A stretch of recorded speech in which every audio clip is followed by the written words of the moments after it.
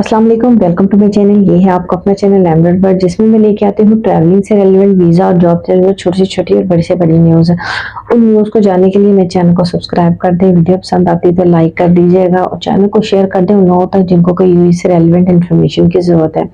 अपने चैनल के अंदर मैं लेके आने वाली हूँ बहुत सारी जॉब्स की वीडियोज़, इनसाइड वीडियो और आउटसाइड वीडियो, और आपको मैं वो वाला तरीका सिखाऊंगी इंडीड के ऊपर जो कि बहुत सारे लोगों को नहीं आता होगा। और अभी तक तकरीबन 4 साल तक तो मुझे भी नहीं पता था, बट आप जब चीज़ें फाइंड करते हो तो आपको काफ़ी ज़्यादा चीज़ें पता चल जाती है, तो वो मैं अपनी ऑडियंस के साथ शेयर करूँगी, ठीक है। तो वो एक बहुत ही ऑथेंटिक तरीका है कि मैं हैरान रहेगी कि अच्छा ये भी फंक्शन इसके अंदर होता है और हमें अभी तक इसका पता ही नहीं है। तो इंशाल्लाह मैं किसी वीडियो में आपके साथ शेयर करूँगी और जो इनसाइड और आउटसाइड जॉब्स आने वाली हैं वो भी अपलोड करूँगी। आप अप्लाई कर सकते हैं जो यहाँ पे मौजूद है। और वीज़े की सूरत हाल जो है अभी तक नॉर्मल ही चल रही है। किसी के लग रहे हैं, किसी के नहीं लग रहे, कुछ समझ में नहीं आ रहा किसके लग रहे हैं और किसके नहीं लग रहे हैं। ठीक है, तो चलिए स्टार्ट करते हैं फिलहाल अपनी वीडियो का कि अगर आप यूएई की रेज़िडेंसी रखते हैं तो इसका क्या बेनिफिट्स हो सकते हैं और इसके ऊपर आप क्या-क्या कर सकते हैं, ठीक है?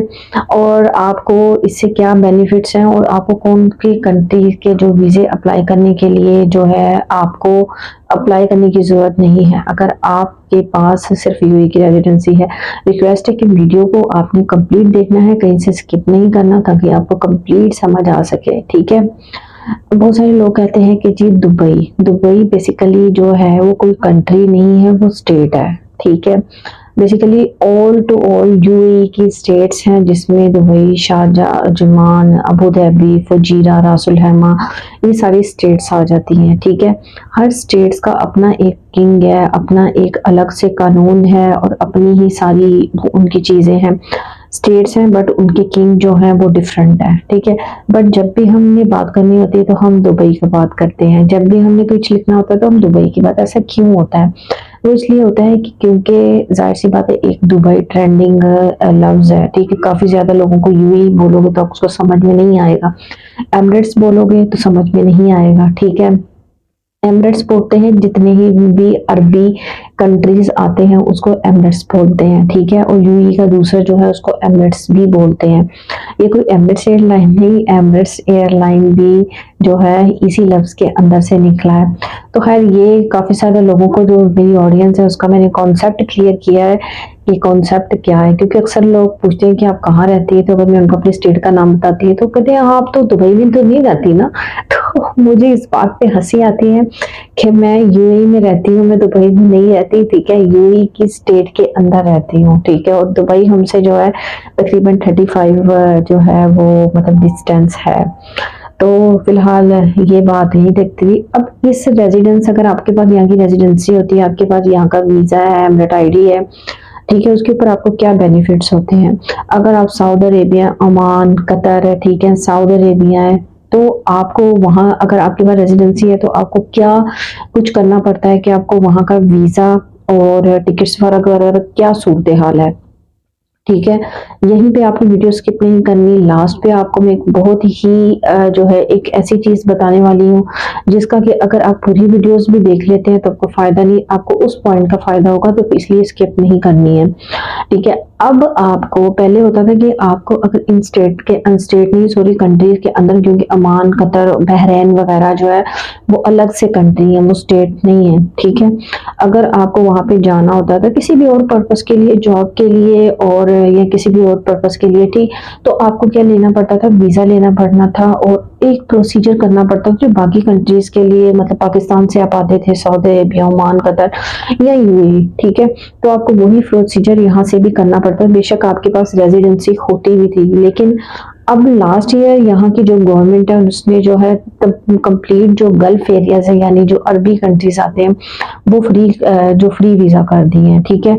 आपको वहाँ जाने के लिए वीज़े की ज़रूरत नहीं, एक तो आपको वीज़े की भी ज़रूरत नहीं, दूसरा अगर आपके पास रेजिडेंसी है यहाँ की तो आप क्या बाय रोड जा सकते हैं, हाथे कि आप यहाँ से उम्रा करने भी बाय रोड जा सकते हैं, आपके पास जस्ट अपनी गाड़ी हो, उसका एक वैलिड ड्राइविंग लाइसेंस हो, ठीक है, और आपके पास आपको क्या है कि आपको वहां पे जाके कुछ जो है इनकी बॉर्डर के ऊपर क्लियरेंस वगैरह करनी पड़ती है, अदरवाइज ये कि बाय रोड भी जा सकते हैं, ठीक है। यहाँ तक कि आप यहाँ से आपके पास रेजिडेंसी है ओमान, कतर, बहरीन, ठीक है, आप इन सारे कंट्रीज का जो है फ्री में विजिट कर सकते हैं। फ्री मतलब या तो बाय रोड जा सकते हैं या बाय एयर जा सकते हैं, ये आपकी चॉइस है कि आप कैसे जाना चाहते हैं। बहुत ज्यादा लोग पूछते हैं कि वो सऊदी से दुबई में जॉब करना चाहते हैं, दुबई से सऊदी में जाना चाहते हैं, जो हालात मतलब वीजे के चल रहे हैं अभी यहाँ पे वर्क वीजा लिए बहुत सारे लोग माइग्रेट करके क्या सऊदी की तरफ जाने को मतलब कर रहे हैं कि हमारे हो सकता है कि वहां पे हमें जॉब मिल जाए, ठीक है। तो इस बारे में मुझे मैसेज आ रहे थे, तो इसका ही जवाब मैं इस वीडियो के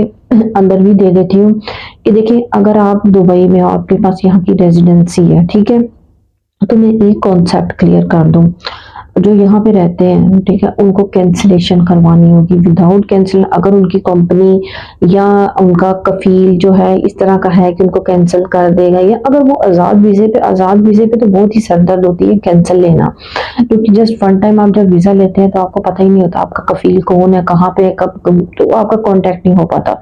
तो उसके अंदर क्या है कि आपको बहुत प्रॉब्लम होती है। तो आप जो है एक कंट्री से दूसरी कंट्री के अंदर माइग्रेट करना एक तो बहुत मतलब बड़ी बात होती है।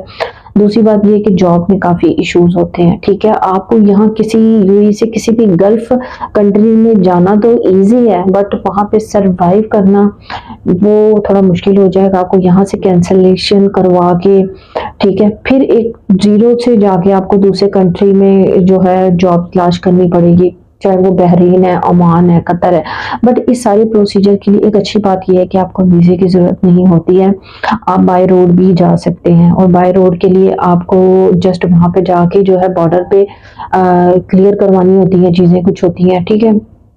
अब कुछ लोग पूछ रहे थे कि हमें बॉर्डर के रास्ते अगर बाय रोड जाते हैं हमें मतलब ज्यादा एक्सपेंसिव पड़ता है या बाय एयर, ठीक है।